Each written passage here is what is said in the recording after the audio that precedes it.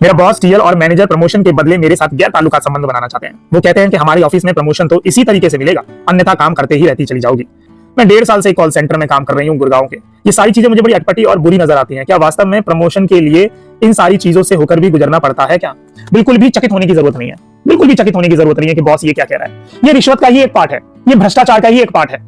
आप दूसरी दृष्टि से इसको देखें, आप ऑफिस की बात भूल जाइए, दूसरी दृष्टि से आप देखें। जब आप किसी सरकारी दफ्तर में जाते हैं, विभाग में जाते हैं, जल्दी काम बनवाने के लिए आपको पैसा देना पड़ता है या आपको अप्रोच लगानी पड़ती है, अन्यथा आप लाइन में खड़े रहिए, परेशान होते रहिए, काउंटर नंबर पे जाते रहिए।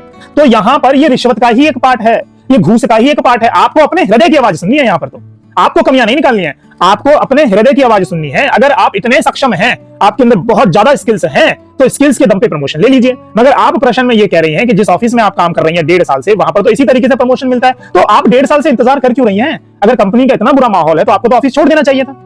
आपको चाहिए प्रमोशन और बॉस को आपके साथ संबंध बनाने हैं। तो अब यहां पर ये समझिए, बॉस को घूस के बदले में आप पैसा तो दे नहीं सकते, क्योंकि बॉस की सैलरी आपसे ज्यादा होगी और बॉस को ये तमाम चीजें चाहिए भी नहीं। तो आप अगर समर्पण करना चाहते हैं, अपने हृदय की आवाज सुनिए तो कर दीजिए, नहीं करना चाहते हैं तो ऑफिस को छोड़ दीजिए। आप कह रही हैं सारी चीजें मुझे अटपटी और बुरी लगती हैं।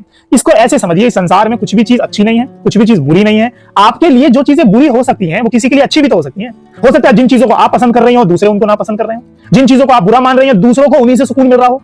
अगर स्किल्स नहीं है तो समर्पण दिखाना पड़ेगा, और स्किल्स हैं आपके भीतर तो कंपनी को आज ही छोड़िए, किसी दूसरी कंपनी में जाइए और मेहनत के दम पे प्रमोशन ले लीजिए।